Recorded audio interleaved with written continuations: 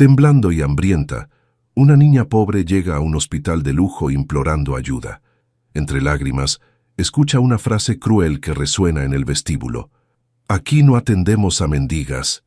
Humillada y al borde del desmayo, es arrastrada hacia afuera como si no tuviera valor alguno. Pero cuando todo parecía perdido, un hombre misterioso se levanta, y su verdadera identidad cambia el destino de todos. El dolor era como un cuchillo rasgándola por dentro. Sofía se apretó la barriga con sus 2 manitas sucias, intentando contener aquella sensación horrible que no se iba nunca. Hacía 3 días que no conseguía comer bien, y cuando lo intentaba, vomitaba todo al poco tiempo. Las calles de Madrid estaban llenas de gente apresurada. Nadie miraba hacia abajo. Nadie veía a una niña de 8 años tambaleándose en la acera del Paseo de la Castellana. 6 semanas. Ese había sido el tiempo desde que Sofía huyó de aquel frío centro de acogida donde la metieron después de que todo cambiara. 3 meses habían pasado desde el accidente que se llevó a su padre y a su madre, y cada día parecía más pesado que el anterior. Todavía recordaba el olor de la casa donde vivía, el abrazo de su madre antes de dormir, la risa de su padre cuando veían dibujos juntos. Ahora, todo lo que tenía era la ropa que llevaba puesta, ya rota e inmunda, y aquel dolor que aumentaba a cada hora.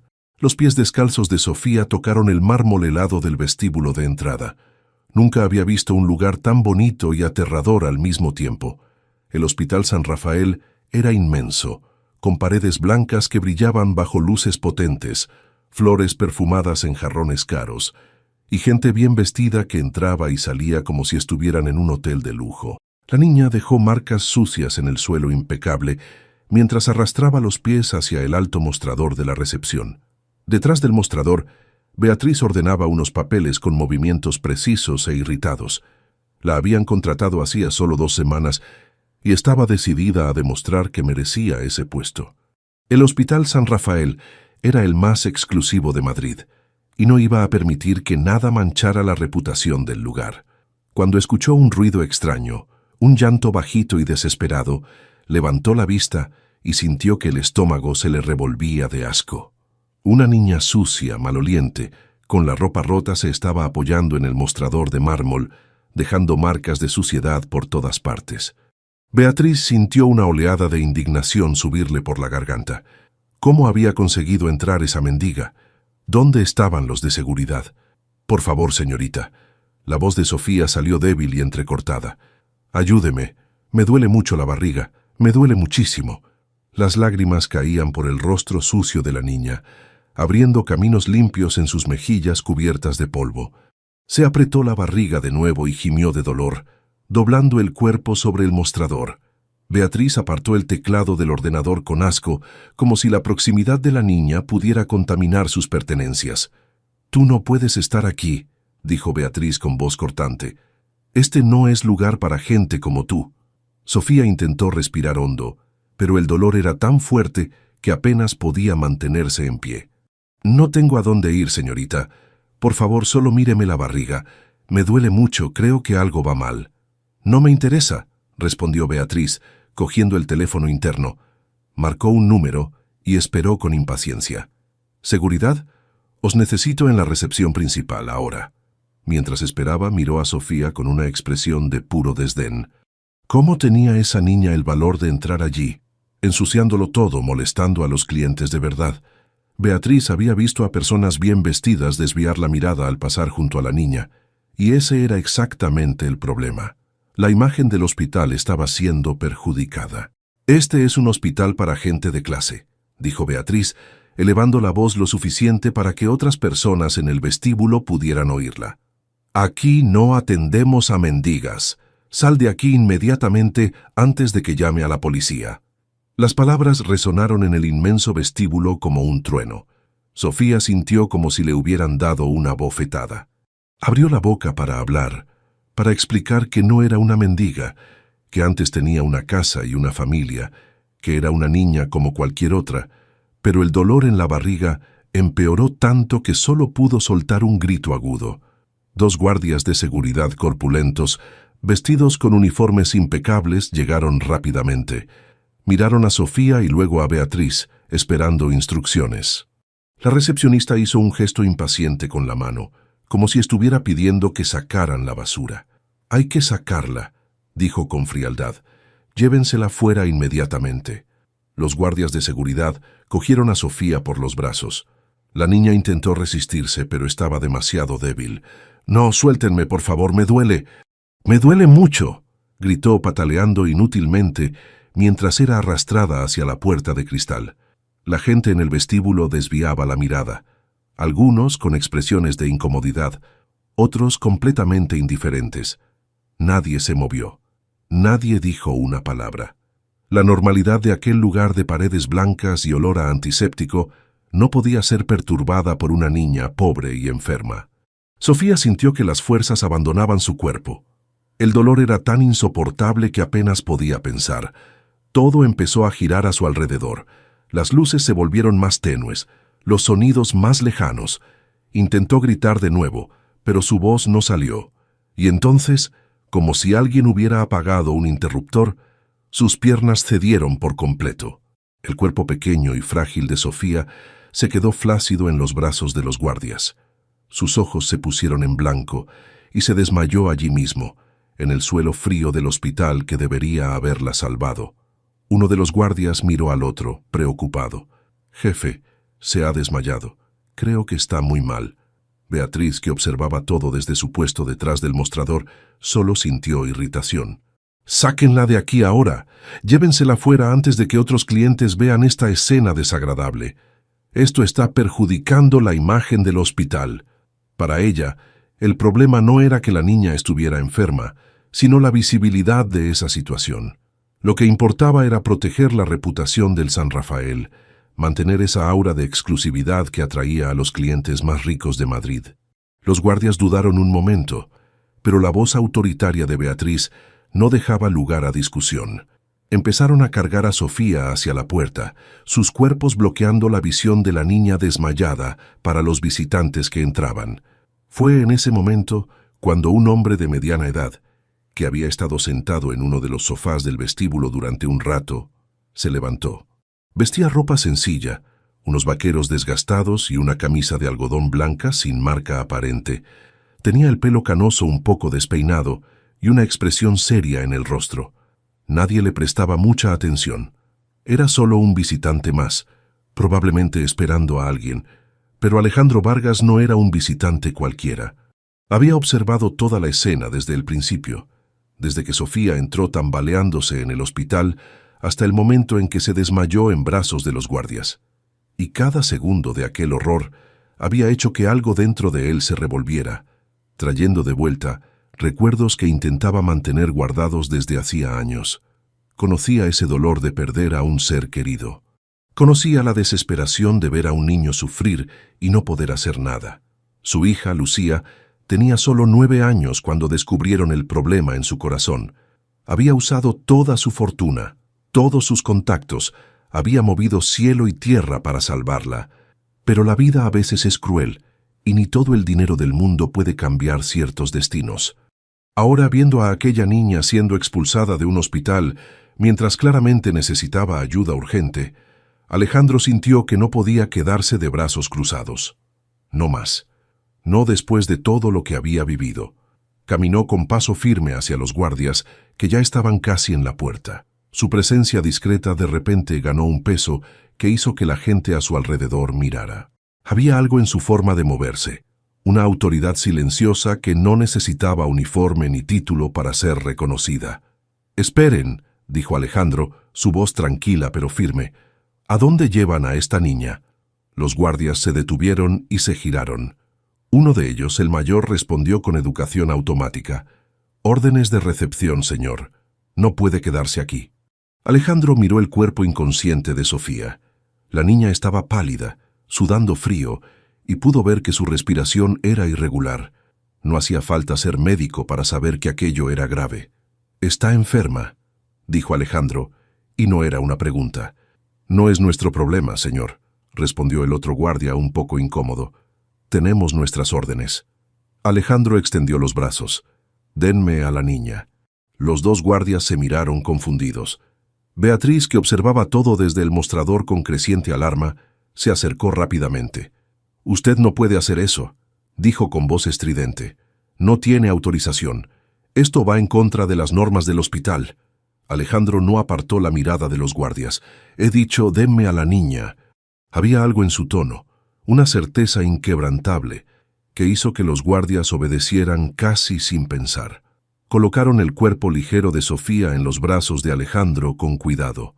La cabeza de ella se inclinó hacia un lado y Alejandro la acomodó mejor, apoyándola contra su pecho. Beatriz corrió detrás de Alejandro mientras él caminaba decidido por los pasillos del hospital, llevando a Sofía en brazos. «Oiga usted, deténgase ahora mismo.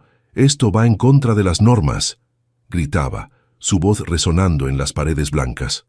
Otras personas empezaron a darse cuenta de lo que estaba sucediendo.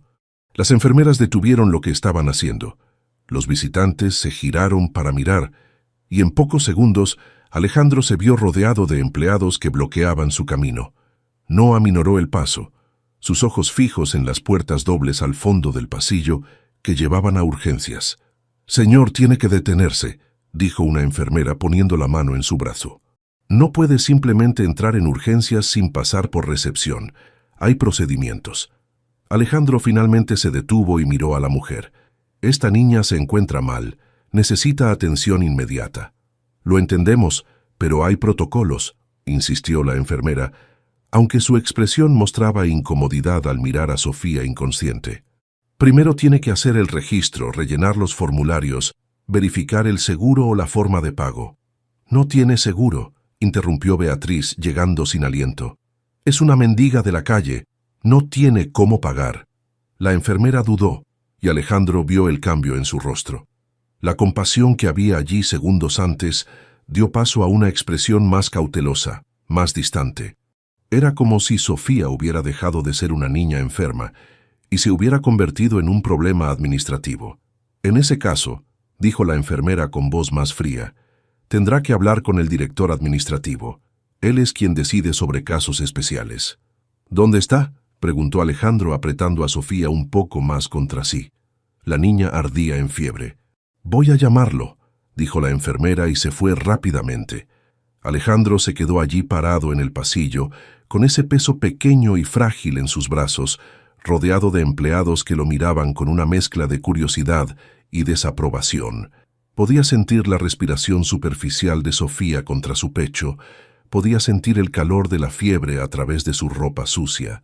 Cada segundo que pasaba era precioso, y allí estaban ellos, discutiendo burocracia mientras una niña se moría. Fue entonces cuando un hombre alto, con un traje gris impecable y corbata azul marino, apareció en el pasillo. El doctor Antonio Romero era el director administrativo del Hospital San Rafael desde hacía 5 años, y en ese tiempo había transformado la institución en una de las más rentables del país. Caminaba con la confianza de quien estaba acostumbrado a mandar, a decidir quién merecía ser atendido y quién no. «¿Cuál es el problema aquí?», preguntó el doctor. Romero, deteniéndose frente a Alejandro y evaluando la situación con ojos fríos. «Esta niña necesita atención médica urgente», dijo Alejandro sin rodeos. El doctor Romero miró a Sofía, notando la ropa sucia, los pies descalzos, la apariencia de abandono. Suspiró como si aquello fuera un inconveniente menor en su ya complicado día. «Señor, ¿entiende usted que este es un hospital privado? No podemos simplemente atender a cualquier persona que entra por la puerta. Existe un protocolo, existe una cuestión de sostenibilidad financiera. Tenemos facturas que pagar, empleados que remunerar». «Está enferma», repitió Alejandro, su voz adquiriendo una aspereza que no estaba allí antes. «Lo comprendo, pero existen hospitales públicos para casos como este», dijo el doctor Romero con el tono de quien explica algo obvio a un niño. «El hospital municipal está a solo 3 kilómetros de aquí. Los guardias pueden ayudarle a llevarla allí. Ellos tienen la obligación legal de atender, nosotros no». Alejandro sintió la rabia subir como lava caliente por sus venas. «Puede que no le queden 3 kilómetros de vida. Señor, lo lamento genuinamente, pero tengo las manos atadas. El hospital tiene reglas, y no puedo simplemente ignorarlas porque alguien aparezca con una niña en brazos. Si hiciéramos eso, mañana mismo estaríamos abiertos a todo tipo de gente. Todo tipo de gente, repitió Alejandro, y había veneno en esas palabras. ¿Así es como llama a una niña de 8 años que se está muriendo? El doctor Romero se puso rígido. Mire, no sé quién se cree que es, pero no voy a dejar que me intimiden en mi propio hospital. Esta conversación ha terminado. Seguridad. 2 guardias diferentes aparecieron, más grandes e intimidantes que los primeros. El doctor Romero señaló a Alejandro. Acompañen a este señor a la salida. Si se resiste, llamen a la policía. Alejandro miró a su alrededor, viendo los rostros de los empleados, algunos incómodos, otros indiferentes, pero ninguno dispuesto a ayudar. Aquello no era un hospital, se dio cuenta. Era un club exclusivo donde la entrada costaba más de lo que valían vidas como la de Sofía. Los guardias comenzaron a acercarse. Alejandro dio un paso atrás, pensando rápidamente. Podía irse de allí y llevar a Sofía a otro hospital, pero ¿y si no aguantaba el camino? ¿Y si esos minutos perdidos eran la diferencia entre la vida y un destino fatal? Tenía que tomar una decisión, y tenía que tomarla ahora. El doctor Romero se cruzó de brazos, esperando que Alejandro cediera. Señor, parece usted una persona razonable. No haga esto más difícil de lo necesario. Usted no puede pagar su tratamiento. Es obvio al ver su ropa. No hay deshonor en admitirlo. Simplemente llévela a un lugar donde pueda ser atendida. Alejandro bajó la vista hacia el rostro pálido de Sofía, y algo dentro de él se rompió y se reconstruyó al mismo tiempo. Pensó en Lucía, en cómo le había sujetado la mano en el hospital, en cómo había jurado hacerlo diferente si algún día tenía la oportunidad. Bueno, aquí estaba la oportunidad. Con la mano libre, Alejandro sacó el móvil del bolsillo. Los guardias se tensaron, listos para actuar si intentaba algo. El doctor Romero solo suspiró, impaciente. ¿Quiere llamar a alguien? Eso no va a cambiar nada, dijo el director. Alejandro no respondió. Desbloqueó el teléfono, abrió una aplicación y comenzó a teclear. La pantalla mostraba números, códigos, una interfaz que la mayoría de la gente allí no reconocería. Era una aplicación de transferencia de criptomonedas, algo que usaba para mover grandes sumas de dinero rápidamente entre sus cuentas de todo el mundo. Tecleó el CIF del Hospital San Rafael, que estaba convenientemente exhibido en una placa en la pared. Luego, sin dudar, introdujo el valor, 2 millones de euros, y confirmó la transferencia. «Listo», dijo Alejandro, guardando el móvil. «He pagado». El doctor Romero se rió. Fue una risa corta y desagradable. «¿Ha pagado? ¿Con qué? ¿Una transferencia de mentira en el móvil? ¿Cree que somos idiotas?» «Verifique su sistema», dijo Alejandro con calma.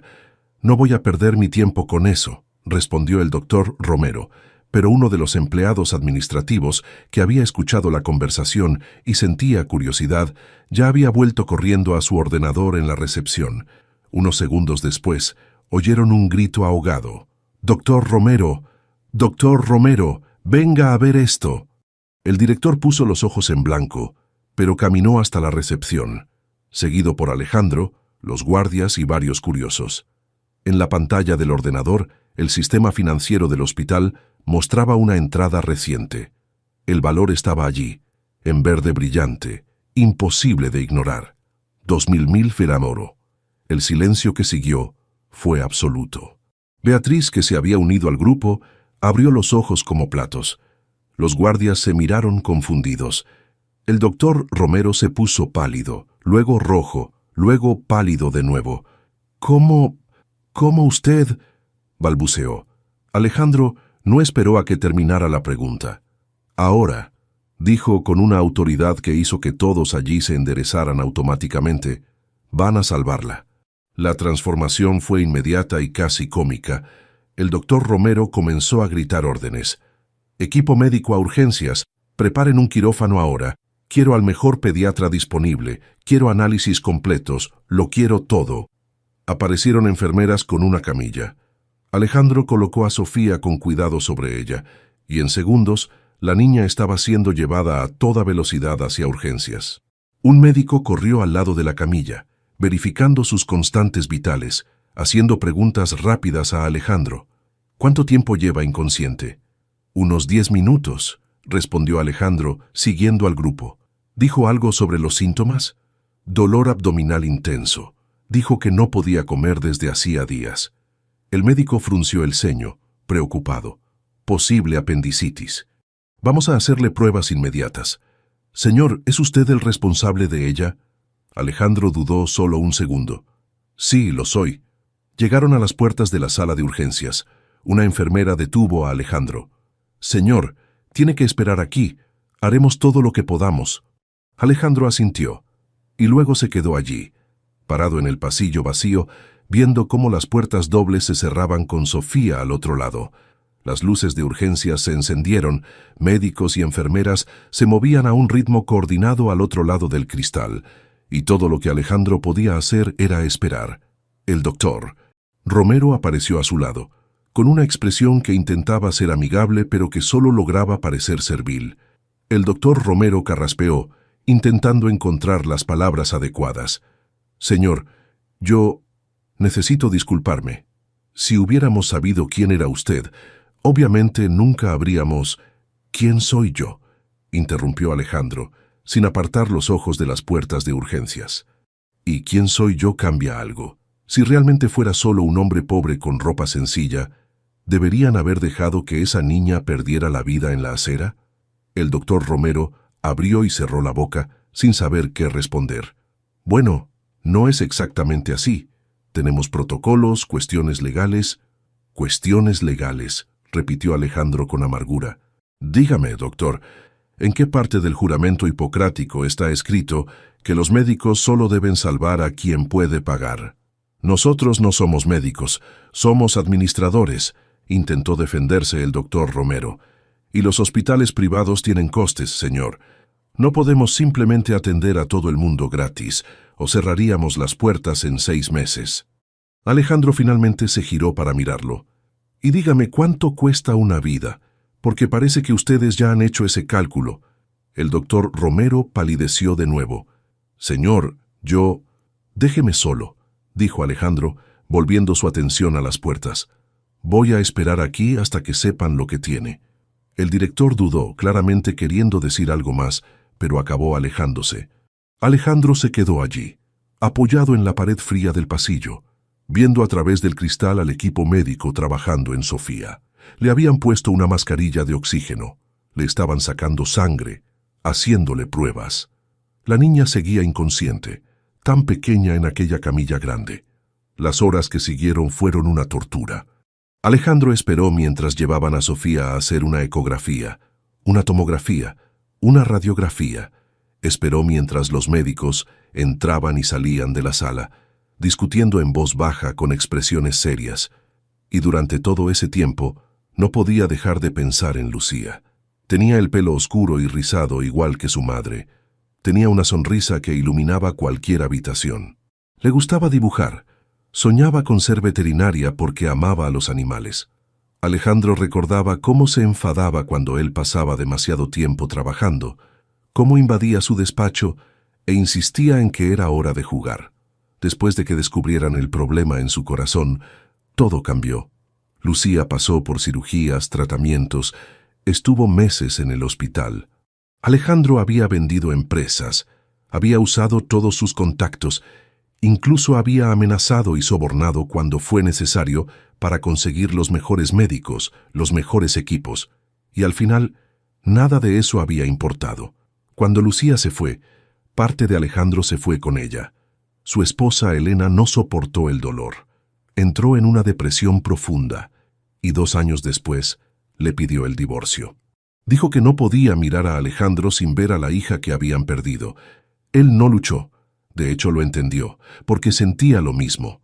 Durante 5 años Alejandro se enterró en el trabajo, expandió sus negocios, compró más hospitales, más empresas, acumuló más dinero del que podría gastar en 10 vidas. Pero nada de eso llenaba el vacío.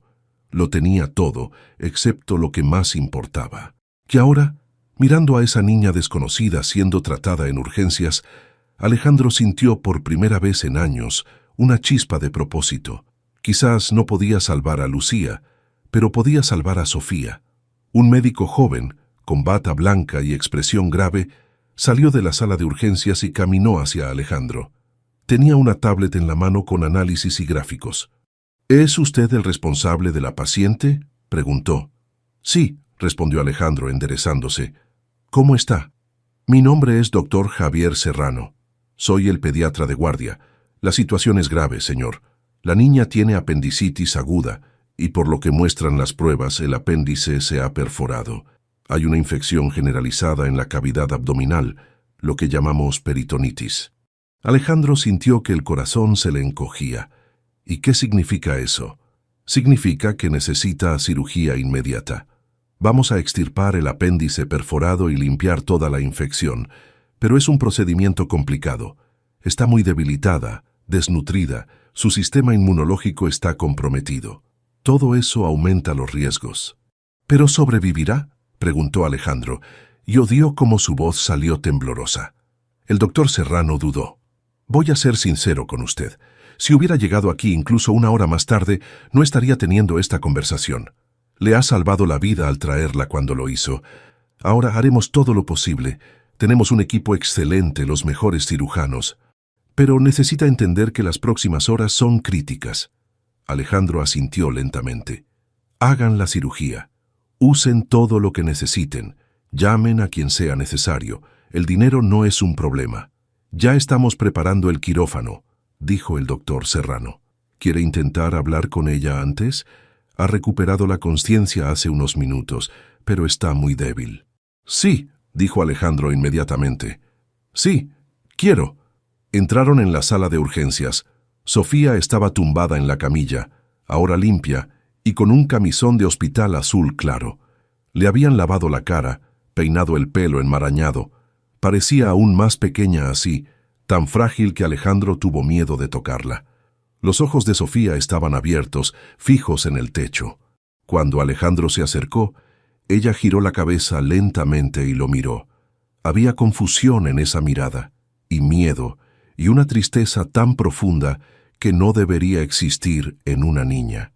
«Hola», dijo Alejandro suavemente, cogiendo una silla y sentándose al lado de la camilla. «¿Cómo te encuentras?» «¿Dónde estoy?», preguntó Sofía, su voz ronca. «Estaba en la calle. Había una señorita gritándome». «Estás en el hospital», explicó Alejandro. «Te desmayaste porque estás enferma. Los médicos van a hacerte una operación para ayudarte». Los ojos de Sofía se llenaron de lágrimas. «Pero no tengo dinero. La señorita dijo que tenía que irme. No tengo cómo pagar».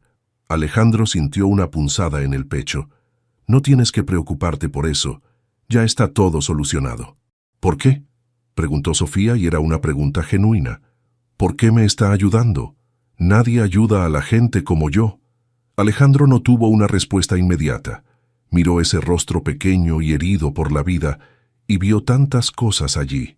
Vio soledad, vio dolor, vio abandono, pero también vio fuerza, vio ganas de vivir, vio una chispa que se negaba a apagarse. «Porque mereces que te ayuden», dijo Alejandro finalmente. «Porque todos los niños lo merecen. Mi papá y mi mamá se fueron», dijo Sofía de repente, las lágrimas corriendo ahora. «Hubo un accidente. Chocaron con el coche y se fueron. Me metieron en un sitio lleno de niños, pero era malo. A nadie le importaba cuando lloraba, así que me escapé». «Lo siento mucho», dijo Alejandro, y se dio cuenta de que su propia voz estaba entrecortada. «Siento mucho por lo que has pasado». «Intenté ser fuerte», continuó Sofía sollozando. «Intenté encontrar comida, intenté cuidarme, pero era tan difícil. Y me empezó a doler tanto la barriga, pensé que me iba a ir con mis papás». Alejandro extendió la mano, y vacilante le tocó el pelo. Sofía no se apartó. «Eres muy valiente, más valiente que mucha gente adulta que conozco, y ahora te vas a poner bien. Los médicos van a cuidarte». «¿Y después?», preguntó Sofía, y esa simple pregunta cargaba con el peso del mundo. «Después de que me ponga buena, ¿tendré que volver a la calle o me llevarán de vuelta al centro de acogida?» Alejandro abrió la boca para responder, pero no estaba seguro de qué decir. No había pensado más allá de salvarle la vida. ¿Qué vendría después? ¿Realmente no tenía a nadie, ningún pariente, ningún lugar a donde ir? Una enfermera, entró en la sala. «Doctor Serrano, el quirófano está listo». El médico asintió. «Sofía, vamos a hacer la operación ahora. Te vas a dormir y cuando te despiertes todo estará bien. Puedes confiar en nosotros». Sofía miró a Alejandro con los ojos muy abiertos por el pánico. «¿Usted se va a quedar aquí? ¿Va a esperar a que vuelva?» Alejandro le apretó la manita. «Me quedaré. Prometo que estaré aquí cuando te despiertes». «¿Lo promete de verdad?», insistió ella. «Lo prometo». Se llevaron a Sofía en una camilla a través de las puertas dobles hacia el quirófano. Alejandro se quedó allí, viéndola desaparecer por el pasillo, su mano todavía caliente por el tacto de ella. Las 3 horas siguientes fueron las más largas de la vida de Alejandro. Se quedó sentado en la sala de espera reservada para familiares de pacientes en cirugía, incapaz de pensar en otra cosa que no fuera Sofía allí dentro, luchando por su vida. Intentó leer revistas, intentó mirar el móvil, pero nada captaba su atención por más de unos segundos. La sala de espera estaba vacía excepto por él. De vez en cuando, una enfermera pasaba y le ofrecía café, agua, alguna palabra de consuelo vacía. Alejandro rechazaba todo con un gesto de cabeza, los ojos fijos en el reloj de la pared. Fue durante esa espera tortuosa que uno de los guardias que habían intentado expulsar a Sofía apareció en la puerta. Era el mayor, un hombre de pelo blanco y rostro marcado por arrugas profundas. Miró a Alejandro con una expresión de incomodidad y culpa. «Señor», dijo vacilante, «¿puedo hablar con usted un momento?» Alejandro le hizo un gesto para que entrara. El guardia se sentó en la silla de al lado, jugueteando con la gorra en sus manos. «Me llamo Julián.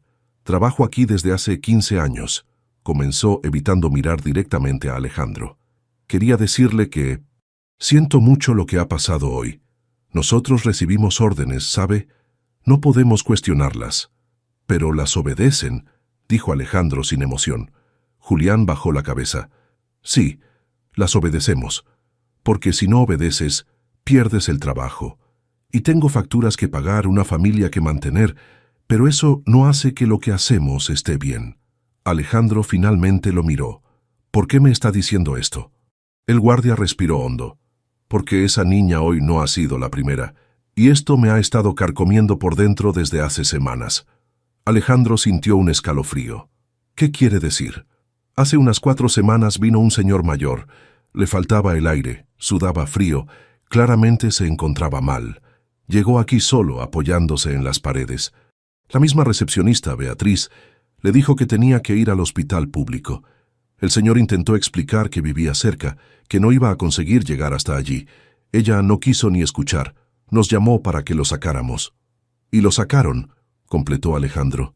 «Lo sacamos», confirmó Julián, la voz cargada de vergüenza.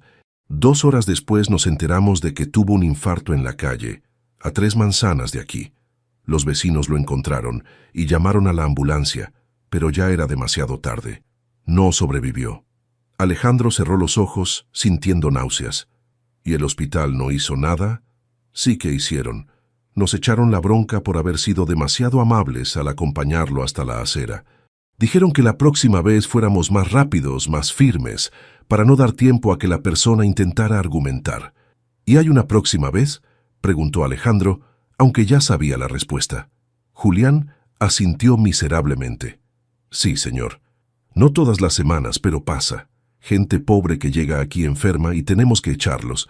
La mayoría se va sin montar un escándalo, avergonzados.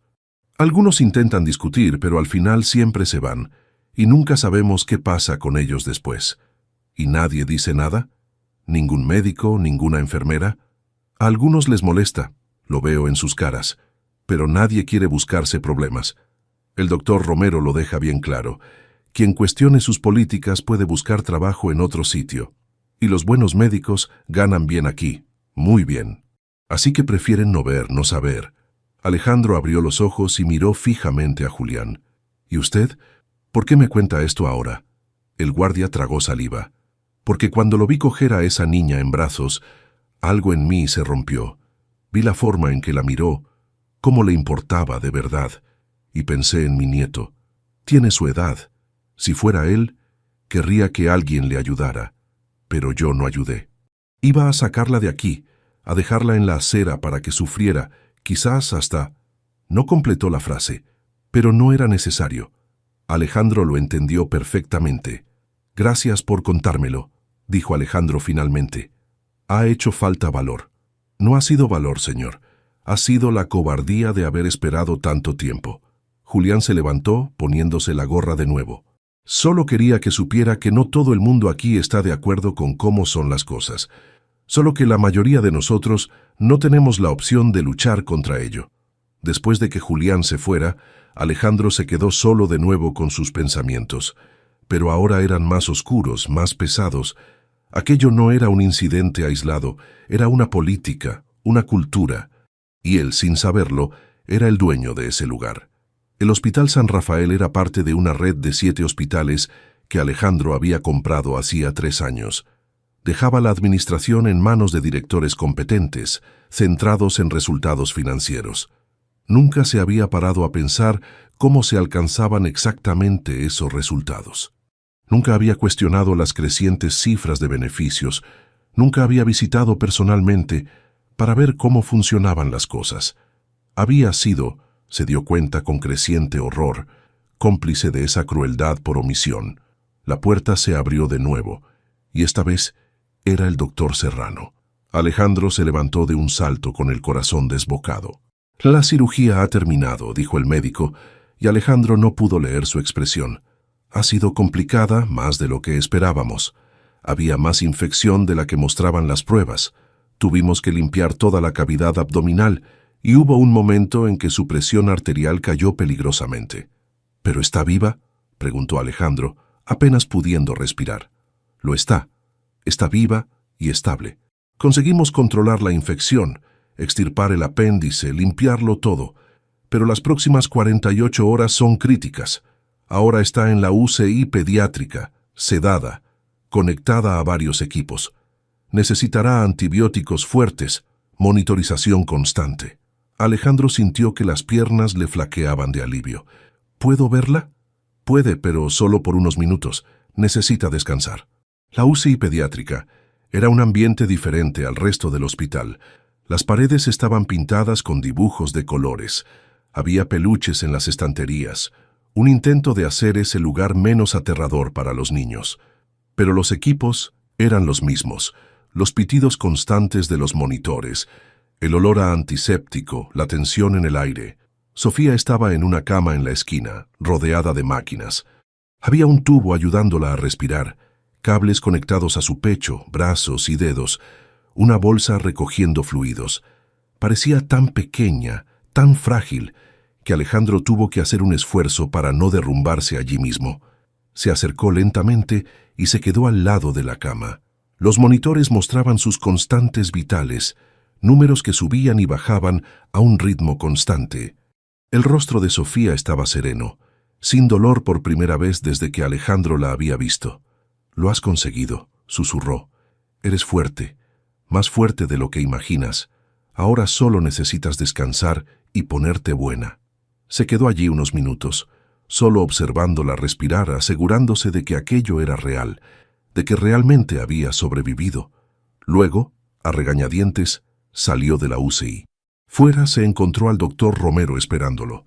El director tenía una carpeta bajo el brazo y una expresión seria en el rostro. «Señor Vargas», comenzó, y Alejandro se dio cuenta de que finalmente habían descubierto quién era. «¿Podemos hablar en mi despacho?». «Podemos hablar aquí mismo», respondió Alejandro fríamente. El doctor Romero miró a su alrededor, incómodo con la posibilidad de ser escuchado, pero asintió. «Bueno, en primer lugar, quiero decir que lamento profundamente el incidente de hoy. La empleada responsable, Beatriz, ya ha sido despedida.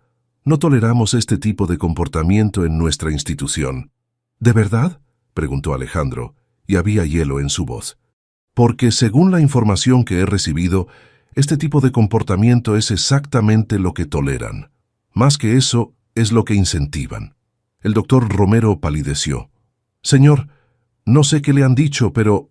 «Me han dicho la verdad», interrumpió Alejandro. «Me han dicho que expulsar a pacientes pobres es la política estándar aquí. Me han dicho que esto sucede regularmente. con su aprobación e incentivo. Me han dicho que ustedes miden el valor de una vida humana por su cuenta bancaria. Con todo el respeto, señor Vargas, usted no entiende las complejidades de administrar un hospital privado. Hay costes enormes, márgenes ajustados. Si atendiéramos a todo el mundo que aparece sin medios para pagar, estaríamos en quiebra en meses. Alejandro dio un paso hacia él, y el doctor Romero retrocedió instintivamente. Entonces, explíqueme una cosa. ¿Cuánto dinero ganó este hospital el año pasado? El doctor Romero dudó mirando la carpeta en sus manos. Bueno, cerramos el año fiscal con un beneficio neto de 4 millones de euros. 4 millones, repitió Alejandro lentamente. Y dígame cuánto habría costado atender a ese anciano que tuvo el infarto hace 4 semanas. ¿Cuánto habría costado salvarle la vida? El director no respondió, solo miró sus propios zapatos. Yo se lo diré, continuó Alejandro, su voz adquiriendo una intensidad peligrosa. Probablemente unos 10.000 euros como máximo, una fracción minúscula de su beneficio.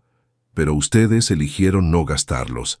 Eligieron mandar a un hombre anciano y enfermo a la calle, donde perdió la vida a 3 manzanas de aquí. Todo para proteger sus preciosos 4 millones. Señor Vargas, entiendo que esté afectado, pero... ¿Afectado? Prácticamente rugió Alejandro, haciendo que el doctor Romero diera otro paso atrás. Estoy furioso. Ha convertido un lugar que debería salvar vidas en un club exclusivo donde solo los ricos merecen vivir. Y lo ha hecho en mi nombre, usando mi dinero. Usted nunca demostró interés en cómo administrábamos el hospital. Intentó defenderse el doctor Romero, su voz subiendo también. Usted solo quería ver los informes de beneficios al final de cada trimestre. Nunca preguntó cómo alcanzábamos esas cifras. Alejandro sabía que eso era verdad, y le dolió más de lo que esperaba. Tiene razón. No pregunté, y ese fue mi fallo, mi responsabilidad. Pero ahora estoy preguntando, y ahora estoy viendo. Y lo que veo me da asco. El doctor Romero enderezó los hombros intentando recuperar algo de dignidad. Señor, con todo el respeto, no puede simplemente aparecer aquí y empezar a hacer cambios drásticos sin entender el funcionamiento completo de la institución. Hay procedimientos, protocolos establecidos, una cultura organizativa que ha llevado años construir. Una cultura de crueldad, dijo Alejandro. Y sí, puedo hacer cambios, porque este hospital es mío. Y a partir de ahora, las cosas van a funcionar de forma muy diferente. Va a arruinar todo lo que hemos construido, protestó el doctor Romero. Los otros hospitales de la red verán lo que pasa aquí y empezarán a cuestionar también. Va a crear un precedente que nos costará millones. Genial, dijo Alejandro simplemente. Si salvar vidas cuesta millones, entonces eso es exactamente lo que voy a gastar. El doctor Romero abrió la carpeta y sacó unos papeles. Mire estas cifras, señor. Mire nuestra tasa de ocupación, nuestro nivel de satisfacción de los pacientes, nuestros indicadores de calidad. Somos uno de los mejores hospitales privados del país. Los médicos más renombrados quieren trabajar aquí. ¿Y cuántas personas murieron para alcanzar esas cifras?, preguntó Alejandro con calma. La pregunta quedó suspendida en el aire como una guillotina. El doctor Romero no tenía respuesta, o al menos no una que quisiera dar. Está despedido, dijo Alejandro finalmente. ¿Qué? Al doctor Romero se le cayeron los papeles. Señor, no puede... Sí que puedo. Recibirá todo su finiquito, todo dentro de la ley. Pero lo quiero fuera de este hospital para el final del día. Y quiero todos los registros de los últimos 2 años, todos los casos de pacientes que fueron rechazados, todos los documentos relacionados con esas políticas no escritas. Está cometiendo un error, dijo el doctor Romero, su voz temblando entre la rabia y la desesperación. Este hospital no funcionará sin alguien que entienda la realidad del sistema de salud privado español. Va a llevar la institución a la quiebra. Entonces quebrará, respondió Alejandro. Prefiero tener un hospital en quiebra que un cementerio rentable. El doctor Romero recogió su carpeta, los papeles esparcidos por el suelo, y se fue pisando fuerte. Alejandro se quedó en el pasillo, sintiendo el peso de todo lo que había descubierto. Siempre supo que el sistema de salud español era problemático, que había desigualdad, que no todos tenían acceso al mejor tratamiento, pero una cosa era saberlo de forma abstracta y otra completamente diferente era ver la crueldad funcionando en detalle. Una trabajadora social se le acercó. Era una mujer de mediana edad, con el pelo recogido en un moño apretado, ojos cansados pero amables. «Señor Vargas, me llamo Clara. Soy trabajadora social aquí en el hospital desde hace 8 años. He oído que está haciendo preguntas sobre nuestras políticas de admisión». «Está en lo cierto», confirmó Alejandro. «¿Qué puede contarme?» Clara miró a su alrededor, asegurándose de que nadie escuchaba. «Puedo contarle muchas cosas, señor, cosas que me mantienen despierta por la noche. Pero primero necesito saber, ¿realmente va a hacer algo al respecto o es solo curiosidad?» «Voy a hacer algo», prometió Alejandro. «Puede confiar en ello». Clara asintió e indicó una sala de reuniones vacía. Entraron y ella cerró la puerta antes de empezar a hablar. El problema empezó hace unos 3 años, cuando el doctor Romero asumió el cargo de director administrativo. Antes de eso, teníamos una política de atención de emergencia para todos, independientemente de su capacidad de pago. Claro que después cobrábamos, iniciábamos acciones judiciales si era necesario, pero a nadie se le negaba la entrada. ¿Y qué cambió? El doctor Romero implementó lo que él llamó cribado económico. Básicamente, la recepción tenía que evaluar si la persona tenía medios para pagar antes de derivarla a atención médica. Si no los tenía, se le indicaba que buscara el sistema público. Argumentó que eso mejoraría nuestra eficiencia y reduciría la morosidad. ¿Y los médicos estuvieron de acuerdo con eso? Clara suspiró. Algunos protestaron al principio. Hubo reuniones acaloradas, discusiones sobre ética médica. Pero el doctor Romero era muy convincente. Mostraba cifras, hablaba de sostenibilidad financiera, de cómo podríamos ofrecer un mejor tratamiento a nuestros pacientes de pago si no estuviéramos desperdiciando recursos con quienes no podían pagar. Y luego empezó a despedir a los que discrepaban muy abiertamente. «Dios mío», murmuró Alejandro, «hay cosas peores», continuó Clara. Creó un sistema de bonificaciones para los empleados que consiguieran filtrar pacientes problemáticos. Beatriz, la recepcionista de hoy, estaba entre las mejores en eso. Se enorgullecía de cuántas personas conseguía echar sin montar una escena. Alejandro sintió náuseas de nuevo. «¿Y usted por qué se quedó?» «Porque pensé que podía marcar la diferencia desde dentro», dijo Clara, y ahora tenía lágrimas en los ojos. «Porque cada vez que conseguía ayudar a alguien, cada vez que encontraba un resquicio en las reglas para atender a un niño o a un anciano, me convencía de que valía la pena quedarse, pero la verdad es que fui una cobarde. Tenía miedo de perder mi trabajo, mi estabilidad. Y mientras me preocupaba por eso, la gente moría». Alejandro le puso la mano en el hombro. «Me lo está contando ahora. Eso ya es algo. No es suficiente», dijo secándose las lágrimas. «Nunca será suficiente. Pero si usted realmente quiere cambiar las cosas, tengo archivos. Tengo registros que guardé de todos los casos que me preocuparon, todos los pacientes que fueron echados, y me quedé preguntándome qué pasó con ellos. No son muchos, y probablemente es solo la punta del iceberg, pero es un comienzo. Quiero verlo todo», dijo Alejandro, «y quiero su ayuda para reconstruir este lugar de la manera correcta».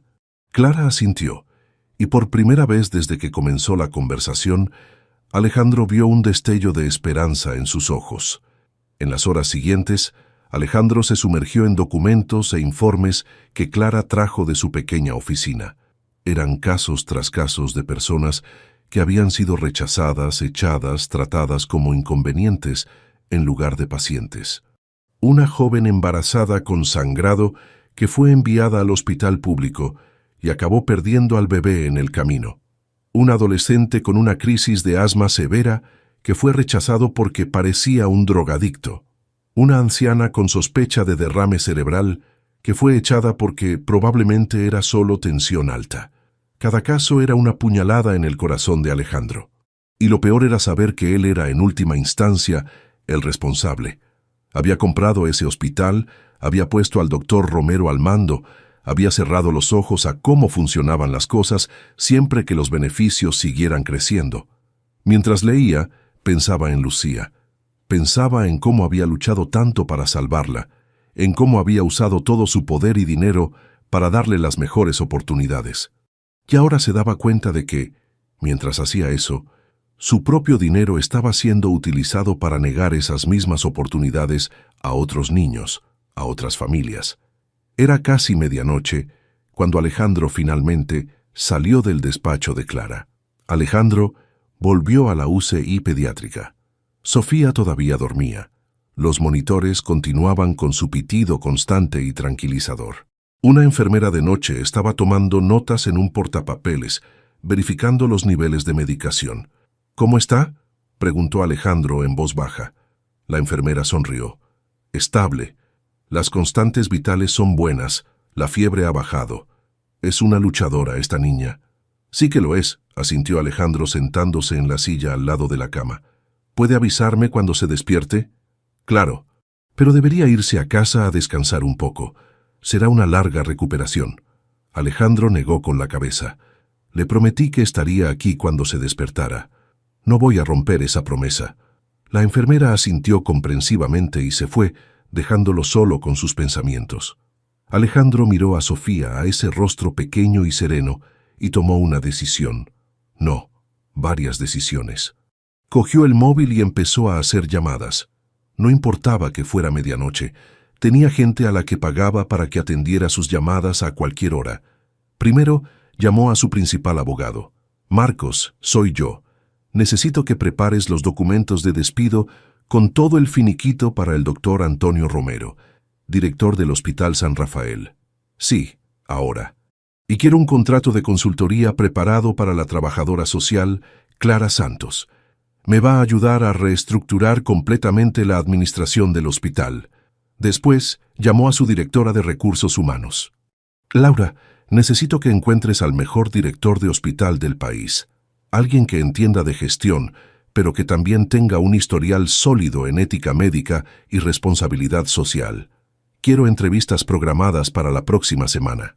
La tercera llamada fue para su contable. «Roberto, quiero que crees un fondo conmemorativo. Se llamará Fundación Lucía Vargas. Asignación inicial de 10 millones de euros de mis dividendos personales. El objetivo es garantizar atención de emergencia gratuita para cualquier niño que llegue al Hospital San Rafael sin medios para pagar. Quiero que esto esté funcionando en una semana». Llamada tras llamada, Alejandro fue construyendo su visión de cómo deberían ser las cosas. Sabía que no podía deshacer el pasado, no podía traer de vuelta a las personas que habían sido rechazadas y acabaron sufriendo consecuencias terribles, pero podía garantizar que eso nunca más sucedería, al menos no en sus hospitales. Cuando el sol empezó a salir, pintando el cielo de naranja y rosa a través de la ventana de la UCI, Alejandro había hecho más de 20 llamadas y enviado decenas de correos electrónicos. Le ardían los ojos de cansancio, pero había una energía diferente en él, un propósito que no sentía desde hacía años. Fue entonces cuando escuchó un sonido bajito. Se giró y vio a Sofía moviéndose, sus ojos parpadeando lentamente mientras intentaba despertar. La enfermera, que había vuelto para verificar las constantes vitales, sonrió. «Hola, cariño. Bienvenida de nuevo». Sofía miró a su alrededor, confundida y asustada. Sus ojos encontraron a Alejandro y algo en ellos se calmó. «Te quedaste», susurró, la voz ronca por el tubo que le habían quitado unas horas antes. «Lo prometí, ¿no?», dijo Alejandro, levantándose y acercándose a la cama. «¿Cómo te encuentras?» «Cansada y con sed». La enfermera trajo un vaso con una pajita. «Puedes beber despacio, solo un poquito cada vez». Sofía bebió pequeños sorbos haciendo una mueca. «Está malo». «Es agua con electrolitos», explicó la enfermera. «Te ayudará a ponerte fuerte de nuevo». Después de que la enfermera se fuera a llamar al médico, Sofía miró a Alejandro con esos ojos grandes y serios. «¿Por qué te quedaste de verdad? Nadie se había quedado conmigo antes». Alejandro sintió un nudo en el pecho. «Porque cuando le haces una promesa a alguien, la cumples. Y porque quise quedarme». «Pero ni siquiera me conoces». «Quizás no», admitió Alejandro, «pero me gustaría conocerte, si me dejas». Sofía se quedó en silencio un momento, procesándolo. No tengo a nadie.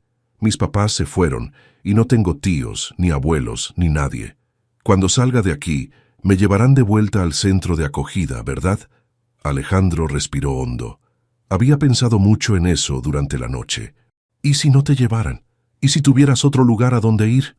¿Qué lugar? Mi casa, dijo Alejandro, y las palabras salieron más fácilmente de lo que esperaba. Vivo solo en una casa demasiado grande para una sola persona, y estaba pensando que quizás podrías venir a vivir conmigo. Si tú quieres, claro. Sofía abrió los ojos como platos. ¿Como una hija?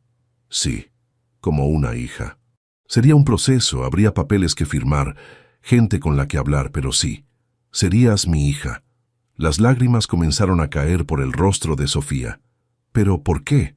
No lo entiendo. ¿Por qué querrías eso? Alejandro tuvo que aclararse la garganta antes de responder. Porque una vez tuve una hija, se llamaba Lucía y era lo más importante de mi vida, pero se puso enferma y no pude salvarla. Y desde entonces vivo en una casa vacía, haciendo cosas que no importan, acumulando dinero que no necesito. Hasta ayer, cuando te vi entrar en ese hospital, vi la forma en que te trataron y algo dentro de mí despertó. Hizo una pausa, eligiendo las palabras con cuidado.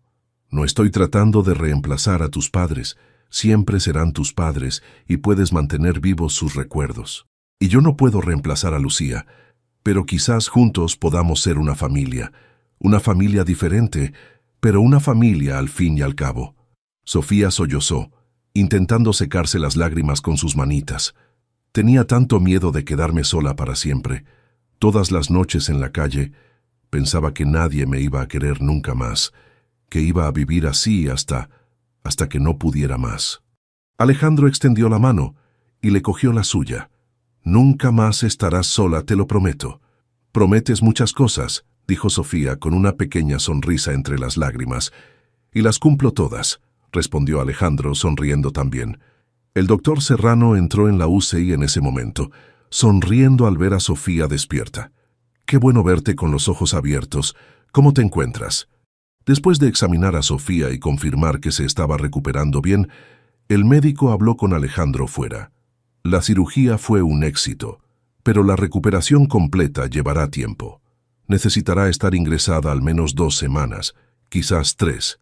Después, varios meses de seguimiento, fisioterapia, nutrición adecuada. Está muy por debajo de su peso, con el sistema inmunológico comprometido. Haga todo lo que sea necesario, dijo Alejandro. Y después, cuando le den el alta, necesitaré recomendaciones de pediatra, nutricionista, psicólogo.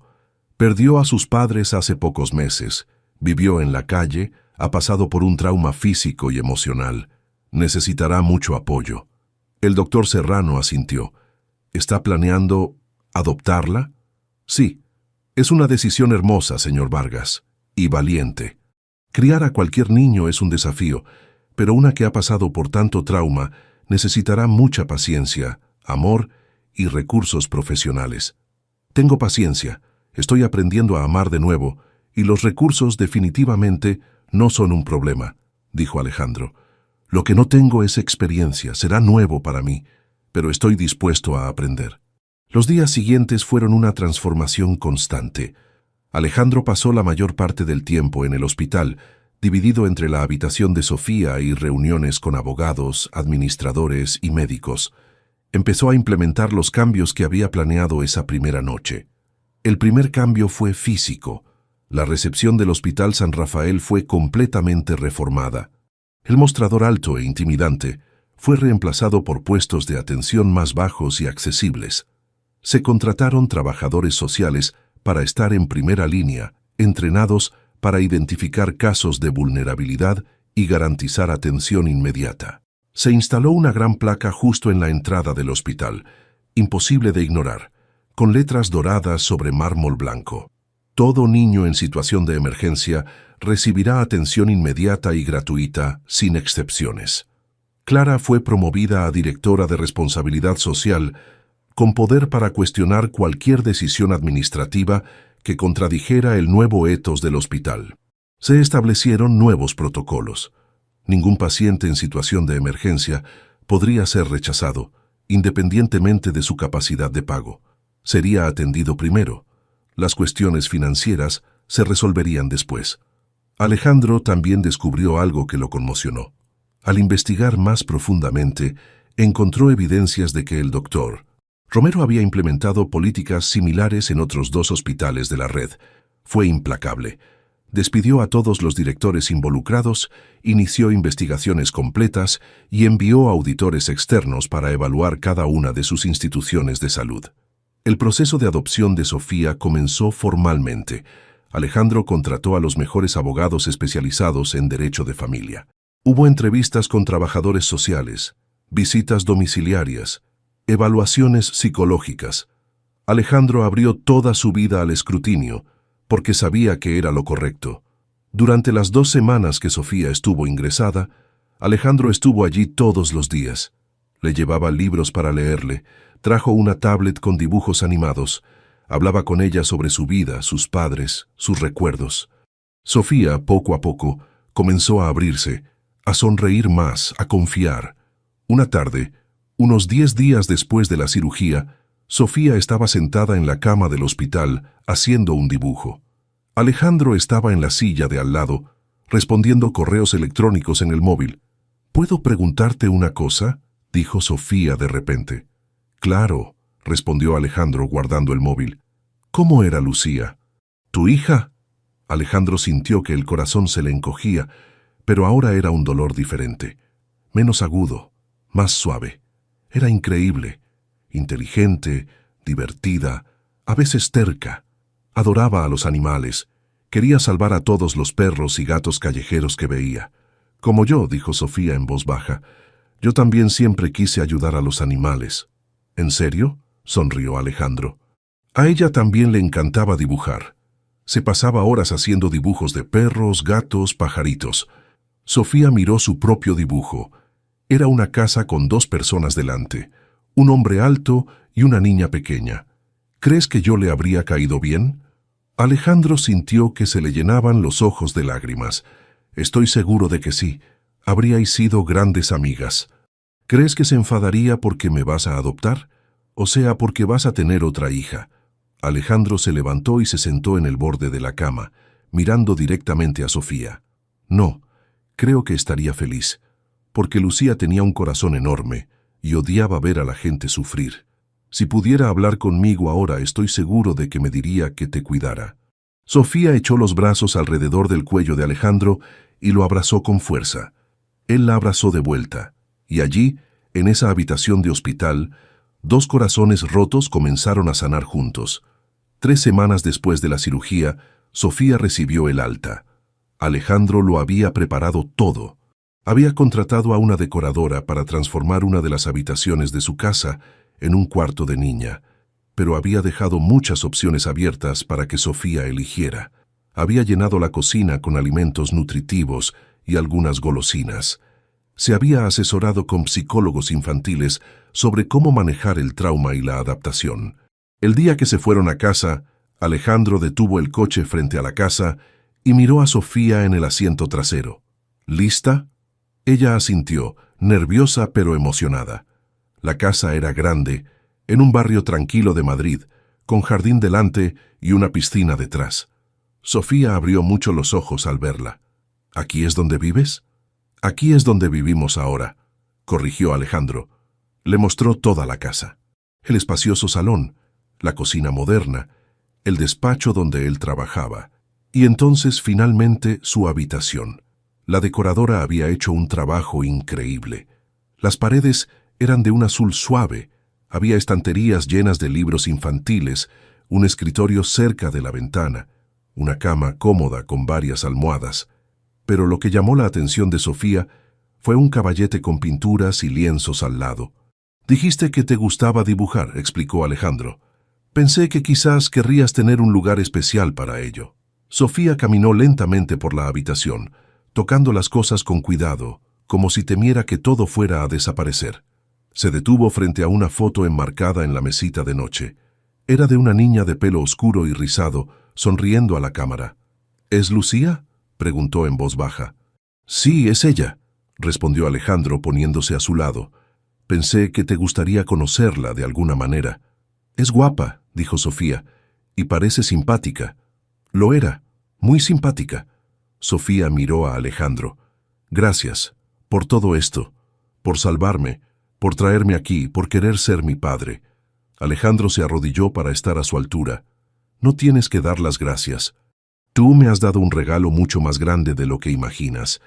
Me has dado una razón para vivir de nuevo, para que las cosas me importen de nuevo. Me has hecho recordar que todavía puedo marcar la diferencia en el mundo. Esa noche, después de que Sofía se durmiera, Alejandro volvió al hospital, pero no como visitante, sino como propietario. Había convocado una reunión con todo el equipo médico y administrativo. La gran sala de conferencias estaba llena, todos curiosos por lo que el propietario, que nunca aparecía, tenía que decir. Alejandro se puso al frente de la sala, mirando todos esos rostros: médicos, enfermeras, administrativos, personal de limpieza, guardias de seguridad, todas las personas que hacían funcionar el hospital. Buenas noches a todos, comenzó. Mi nombre es Alejandro Vargas y soy el propietario de este hospital. Sé que muchos de ustedes nunca me han visto en persona. Eso es porque cometí el error de pensar que podía ser dueño de hospitales sin involucrarme en cómo funcionan. Aprendí de la peor manera posible que estaba equivocado. Contó la historia de Sofía, lo que había presenciado, lo que había descubierto. Vio rostros enrojecer de vergüenza, otros de rabia, otros de alivio. Estoy aquí para decir que todo eso cambia ahora. Este hospital fue fundado para salvar vidas, y eso es lo que vamos a hacer. Todas las vidas, no solo las que pueden pagar. Eso significa que algunos de ustedes tendrán que trabajar más, tendrán que ser más creativos, tendrán que preocuparse de verdad por cada paciente que entre por esa puerta. Hizo una pausa, dejando que las palabras calaran. Sé que esto asusta a algunos de ustedes. Sé que están preocupados por los beneficios, por la sostenibilidad. Pero les diré una cosa. Un hospital que solo se preocupa por el beneficio no es un hospital, es un negocio. Y este lugar necesita ser un hospital de verdad. He creado la Fundación Lucía Vargas, continuó. 10 millones de euros iniciales destinados a garantizar que ningún niño sea jamás rechazado en este hospital por falta de dinero. Voy a expandir esto a los adultos también, gradualmente. Encontraremos formas creativas de mantener la sostenibilidad financiera sin sacrificar nuestra humanidad. Vio a Julián, el guardia de seguridad, al fondo de la sala. El hombre tenía lágrimas en los ojos. Sé que muchos de ustedes fueron puestos en situaciones imposibles. Sé que seguían órdenes que iban en contra de todo en lo que creían. No estoy aquí para juzgar. Estoy aquí para decir que ahora tienen permiso. No, tienen la obligación de hacer lo correcto. Y si alguien intenta impedírselo, vengan directamente a mí. La reunión duró 3 horas. Hubo preguntas, discusiones, incluso algunos conflictos. Pero al final, Alejandro sintió que había plantado una semilla. No sería fácil, no sería rápido, pero el cambio había comenzado. Pasó un mes. Sofía se adaptó sorprendentemente bien a su nueva vida. Había comenzado terapia con una psicóloga infantil maravillosa que la ayudaba a procesar la pérdida de sus padres y el trauma de vivir en las calles. Estaba matriculada en un colegio privado cerca de casa, haciendo amigos, recuperando el peso perdido. Alejandro descubrió las alegrías y los desafíos de ser padre. Aprendió a hacerle trenzas en el pelo, aunque siempre le quedaban torcidas. Aprendió que no le gustaba el brócoli, pero le encantaba la zanahoria. Aprendió que a veces tenía pesadillas y necesitaba una luz encendida en el pasillo. Aprendió que era increíblemente inteligente, divertida y cariñosa. Y Sofía aprendió que era posible confiar de nuevo, amar de nuevo, tener esperanza de nuevo. Una tarde de sábado, Alejandro llevó a Sofía de vuelta al Hospital San Rafael. Era una visita especial, algo que había planeado cuidadosamente. Cuando llegaron, ella se puso tensa. «No quiero volver ahí», dijo, apretándole la mano. «No vamos a volver como pacientes», explicó Alejandro. «Vamos a hacer otra cosa, confía en mí». Entraron por el vestíbulo principal y Sofía vio inmediatamente los cambios. La recepción era completamente diferente, más acogedora, menos intimidante. Las paredes que antes eran blancas y frías, ahora tenían colores suaves y cuadros bonitos. Había una zona de espera para niños con juguetes y libros. Alejandro la llevó a una parte nueva del hospital que ella nunca había visto. Era un jardín interior con árboles, flores y bancos. En el centro había un memorial de mármol blanco con una placa de bronce. Sofía se acercó y leyó en voz alta: Fundación Lucía Vargas, para que cada niño reciba el cuidado que merece, sin excepciones, en memoria de Lucía Sofía Vargas, que enseñó a su padre que el amor es la mejor medicina. Miró a Alejandro con lágrimas en los ojos. «Es precioso. Quería que lo vieras», dijo Alejandro. «Quería que supieras que gracias a ti por lo que pasó, esto va a ser diferente. Otros niños no pasarán por lo que tú pasaste. Otras familias tendrán la oportunidad que muchas no tuvieron». Una mujer se les acercó. Era joven, llevaba un bebé en brazos. Miró a Alejandro y sonrió tímidamente. «¿Señor Vargas? Me dijeron que quizás estaría aquí hoy. Solo quería darle las gracias. Mi hijo llevaba 3 días con fiebre altísima. Lo llevé a 3 hospitales diferentes, y todos me echaron porque no tenía dinero ni seguro. Cuando llegué aquí, desesperada, esperando que me echaran de nuevo, la chica de recepción me llevó directamente a urgencias. Mi hijo tenía meningitis. Si hubiera esperado unas horas más, no pudo terminar. Ahogada por la emoción, Alejandro le puso la mano en el hombro. «¿Su hijo está bien ahora?» «Lo está. Gracias a Dios y gracias a usted. No sé cómo agradecérselo. No tiene que dar las gracias. Solo cuide bien de él y sea feliz». Después de que la mujer se alejara, Sofía miró a Alejandro con admiración.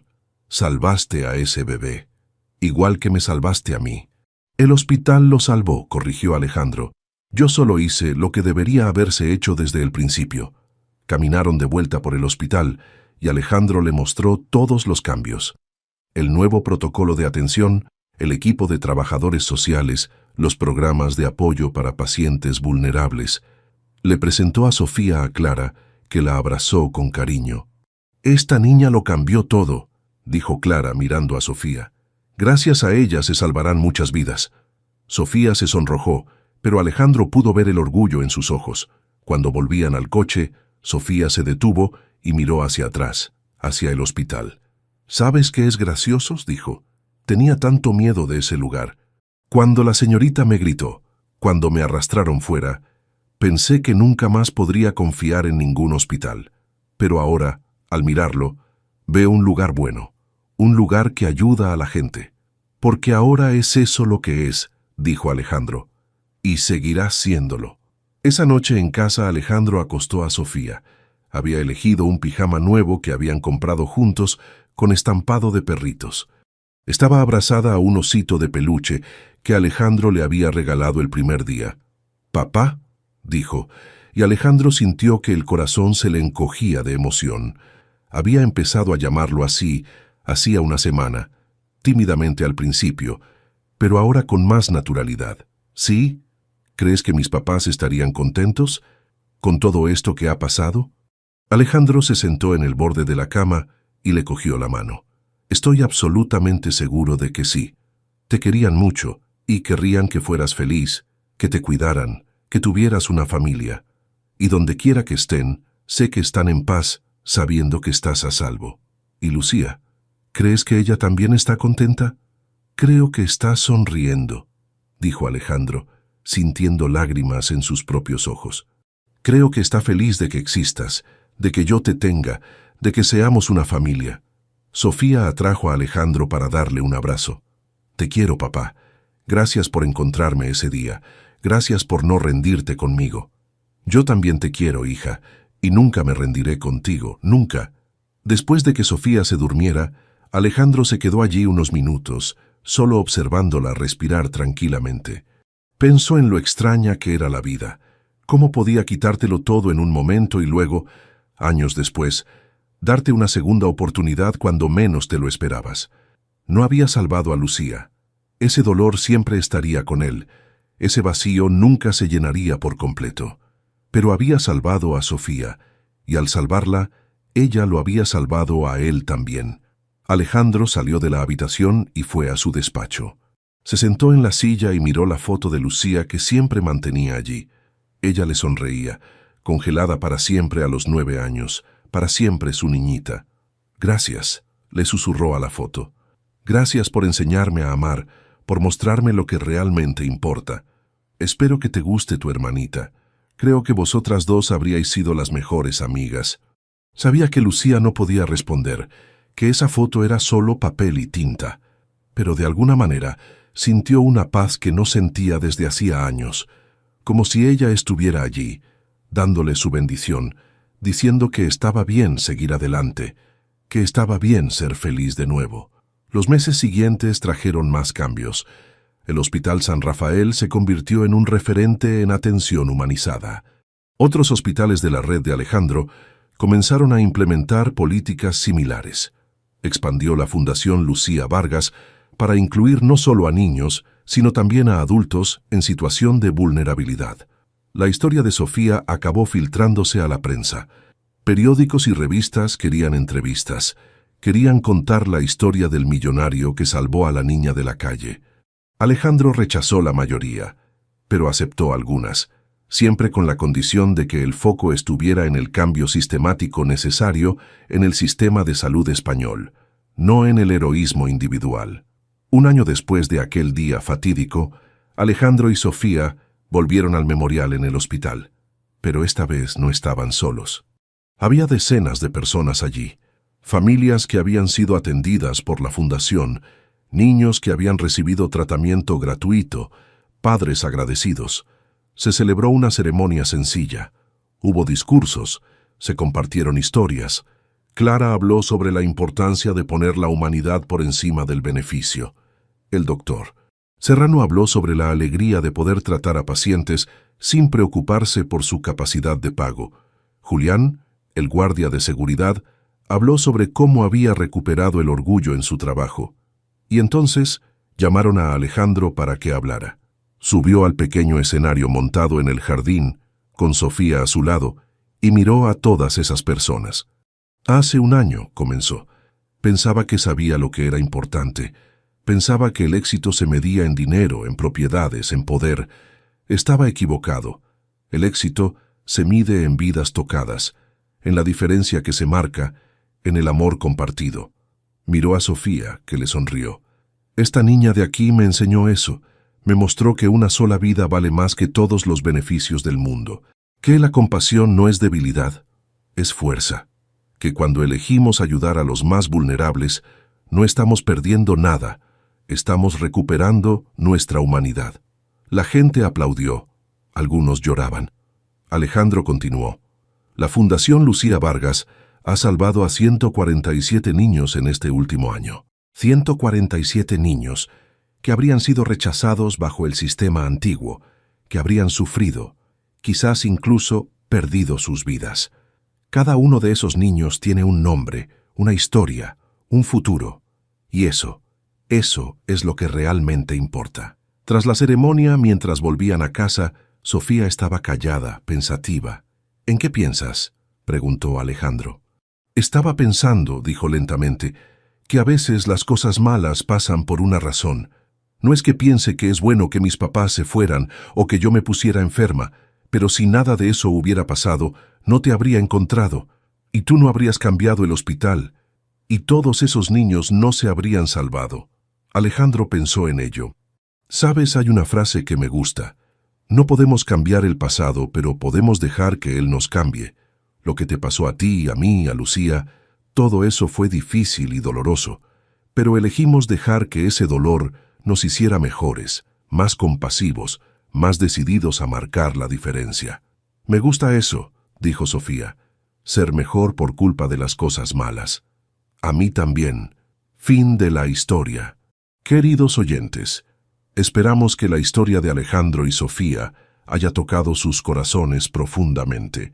Este viaje de redención y amor nos muestra que nunca es tarde para marcar la diferencia, que cada acto de compasión puede transformar no solo una vida, sino cientos de ellas. Si esta historia te ha conmovido, te invitamos a suscribirte a nuestro canal y activar la campanita para no perderte ninguna de las narrativas emocionantes que preparamos. Cada me gusta que dejas nos ayuda a llegar a más personas que necesitan escuchar historias de esperanza y transformación. Todos los días traemos historias únicas que exploran la complejidad de la vida, la fuerza del amor y el poder de la compasión. Déjanos en los comentarios qué parte de la historia te emocionó más o cuenta tu propia historia de superación. Tu participación nos inspira a seguir creando contenidos que marcan la diferencia.